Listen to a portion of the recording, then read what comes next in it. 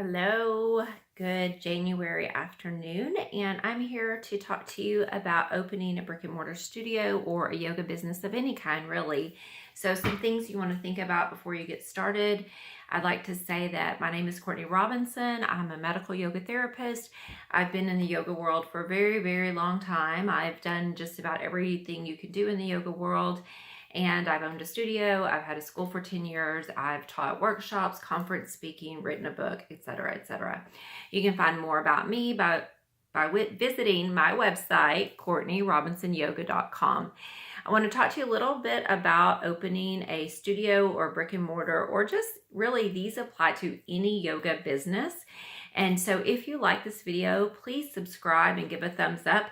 And if you have any questions, please ask me down below and I would be happy to answer those. So let's go right into this. First of all, you need to ask yourself why you want to open a studio and answer that question. It's very important to know your why, because your why is what's going to carry you through on the hard days. Do you want to open a studio because you want creative space? Do you want to be able to do more of what you like? Do you not want to work for another studio because you're having a bad experience with that?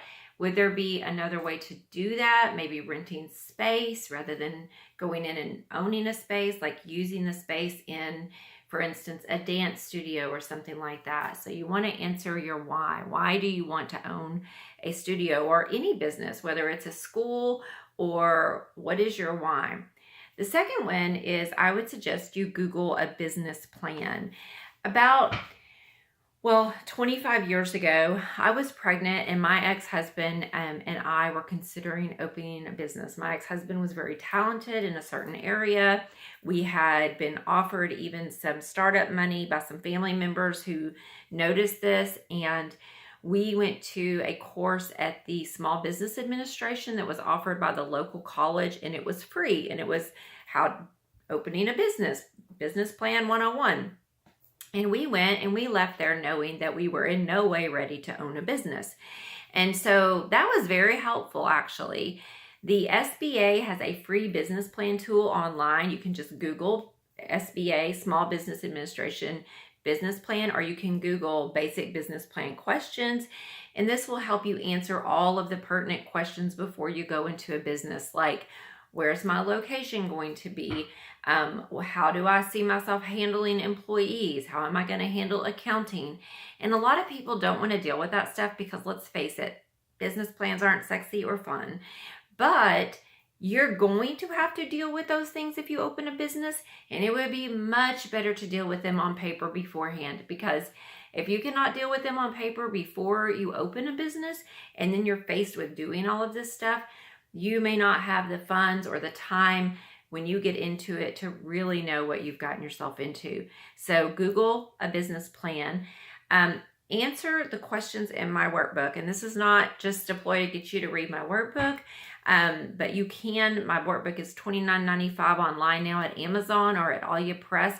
I wrote that workbook to help my teachers. There is a massive business section in there, and it's very important that you use the workbook with it, because the workbook has a lot of information that is not in the book, because the workbook uses coaching methods to help you figure out what's really important to you and what you want to do. It would be better to go through this questionnaire and answer these questions than it would, once again, to get into a bad situation and not know how to get out of it. If you can get through all of that stuff with pretty much ease, and you've made a plan to deal with the hard things, you will be so much better off when you do go into business. And the last tip I have is called just be honest with yourself. Are you ready? Are you ready to make the commitment? In a yoga business especially, you probably need to be the one teaching most of the classes in the beginning. I learned a lot of hard lessons from owning a yoga studio. I overpaid my teachers at first. I guaranteed them a minimum of $25 a class, whether anyone showed up, and then I paid too much when they had bigger classes. And I really cost myself a huge amount of my savings the first couple of years.